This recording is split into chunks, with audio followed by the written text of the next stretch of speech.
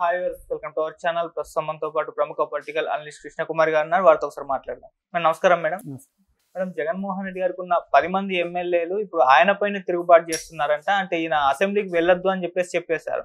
మీరు అసెంబ్లీకి వెళ్ళొద్దు అంటే ఎలా? అక్కడ మా ప్రజలకు మేము ఆన్సర్ చెప్పుకోవాలి కదా. వాళ్ళ దగ్గర నుంచి మాకు నెగిటివిటీ వస్తుంది. రేపటి రోజు ఎలక్షన్స్ వస్తే మేము ఓడిపోయే ప్రమాదం ఉంది. మేము ఇదంతా కుదరదు, మేము రాజీనామా చేసైనా సరే అసెంబ్లీకి వెళ్తామని చెప్పేసి ఈ విధంగా మొరాయిస్తున్నారని చెప్పేసి కథనాలు అయితే ప్రచారంలో ఉన్నాయి మేడం. మరి దీన్ని ఏ విధంగా చూడొచ్చు అంటారు మేడం? ఇప్పుడన్నా మరి వాళ్ళ బాధనన్నా అసెంబ్లీకి వస్తారా? మీరేం చెప్తారు మేడం? ఇలాంటి విపత్కర పరిస్థితి రావటం నిజంగా బాధాకరమైన విషయం. ఆ ఎమ్మెల్యేల కష్టం ఎవరికీ రాకూడదు. ఎందుకంటే అది వాళ్ళు తీసుకున్న నిర్ణయం కాదు, వాళ్ళ పార్టీ నాయకుడు తీసుకున్న నిర్ణయం. దురదృష్టం ఎలా ఉంటుంది అంటే, నాయకుడు సరిగా లేకపోతే నాయకుడు తీసుకునే నిర్ణయాన్నేమో ఆచరించక తప్పదు. అవును, ఆచరించకపోతే ఒక బాధ, ఆచరిస్తే ఒక బాధ. ఇప్పుడు ఈ అసెంబ్లీకి అటెండ్ అయ్యే విషయమే ఉంది. అటెండ్ అయితేనేమో జగన్మోహన్ రెడ్డికి కోపం, అధినాయకుడికి కోపం. అటెండ్ అవ్వకపోతేనేమో ప్రజల దగ్గర నుంచి ఏ వ్యతిరేకత వస్తుందా? ఇదే మనకి ఆఖరి మజిలీనా రాజకీయాల్లో? ఇక్కడ మనం భూస్థాపితం అయిపోవటమేనా అనే బాధ వాళ్ళలో కలిగిందనుకోండి, అసలు దానికి సమాధానం చెప్పేది ఎవరు చెప్పండి? ఇప్పుడు వాళ్ళు అసలు ఎమ్మెల్యేలుగా నటించైనా కాస్తో కోస్తో వెనకేసుకుంటే ఇప్పుడు చేసిన అప్పులు తీర్చడానికో, లేకపోతే వాళ్ళ సొంత ఖజానా నుంచి తీసుకుని వచ్చి ఖర్చు పెట్టి గెలిచారు కదా, అవి పూడ్చుకోవటానికో ఏదో వాళ్ళ బాధ వాళ్ళు పడతారు. ఓకే, కానీ వాళ్ళని అసలు అసెంబ్లీకే దూరం చేస్తే వాళ్ళు నటించైనా డబ్బులు సంపాదించే అవకాశం లేదు వాళ్ళకి.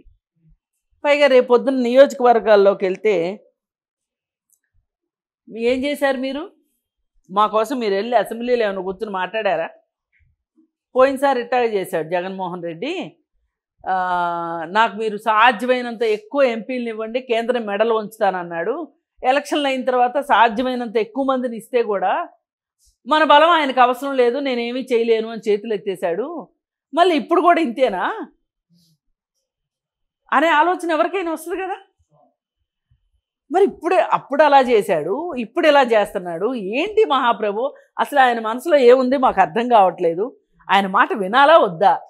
వింటే లాభం ఏంటి, వినకపోతే లాభం ఏంటి, నష్టం ఏంటి? ఇలా బేరీ చేసుకోవడానికి చచ్చిపోతున్నారు వాళ్ళు.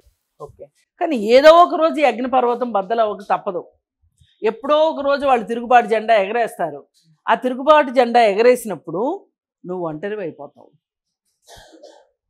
అసలు వాళ్ళు కూడా వాళ్ళకి నిజానికి అవసరం లేదు బలం. ఉంటే ఉండని ఆ 10 మందిని, ఆ మూర్ఖుడి పక్కనే ఉండని, మనకు పోయిందే ఉంది అని ఊరుకుంటున్నారు. కానీ ఇంకొంచెం బలాబలాల్లో తేడా ఉంటే ఈ పాటికి వాళ్ళు వచ్చేసేవాళ్ళు ఈ పార్టీలోకి. ఆహ్వానిస్తే ఎంతసేపు అండి, గేట్లు తెరిస్తే. తెలుగుదేశంలోకి రాకపోయినా కనీసం జనసేనలోకి వెళ్ళడానికి 3 మంది రెడీగా ఉన్నారు. అయితే వాళ్ళు తీసుకోదలుచుకోక ఆగారు. ఏది ఏమైనప్పటికీ జగన్మోహన్ రెడ్డి స్ట్రాటజీలు ఒక దాని తర్వాత ఒకటి ఫెయిల్యూర్ అవుతున్నాయి. మరి ఆయన ఏం ఆలోచిస్తున్నాడో, ఆయన మనసులో ఏముందో ఎవ్వరికి అర్థం కావట్లా. పోనీ తను సొంతగా ఆలోచించుకోలేనప్పుడు తనకి చాలామంది రాజకీయ గురువులు ఉన్నారు. ఉండవల్లి అరుణ్ కుమార్ ఉన్నాడు, అలాగే ఇంకా చాలామంది రాజకీయ నాయకులు, వృద్ధ నాయకులు ఉన్నారు.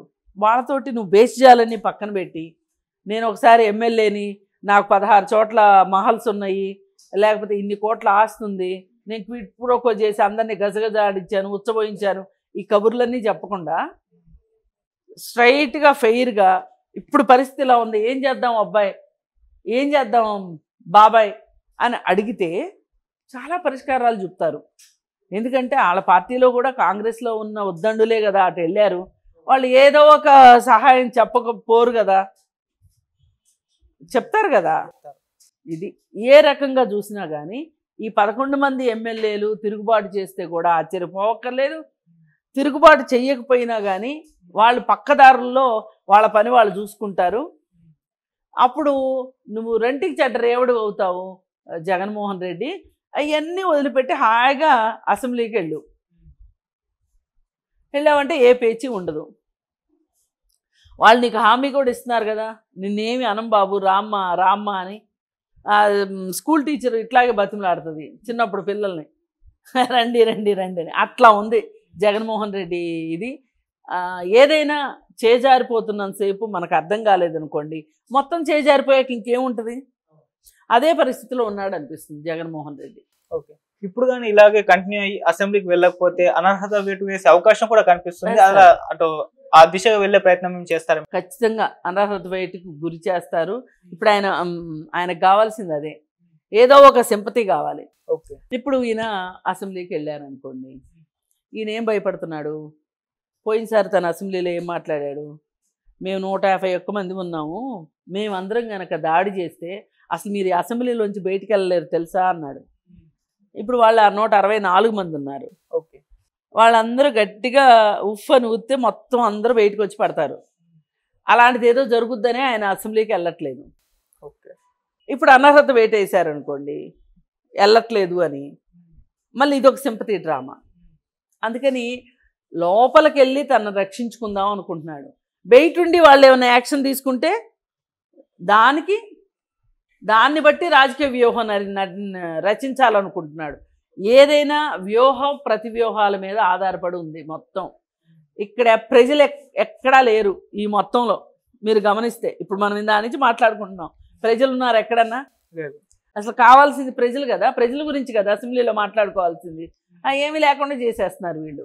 వీళ్ళ రాజకీయాలతోటి వీళ్ళు ఒక రకమైన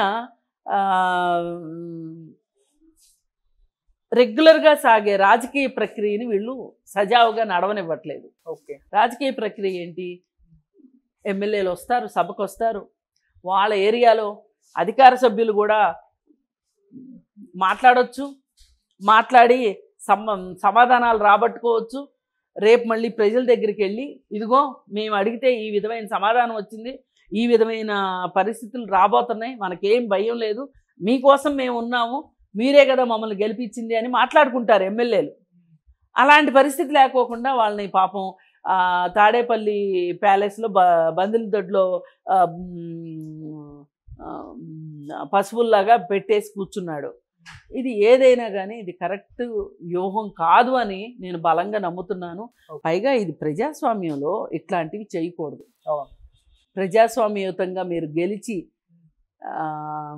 వచ్చిన తర్వాత ఒక్క ఓటర్కైనా మిమ్మల్ని అడిగే హక్కు ఉంటుంది. అందుకని కొంచెం రాజకీయాలను అర్థం చేసుకోవడానికి ప్రయత్నించండి. రాజకీయ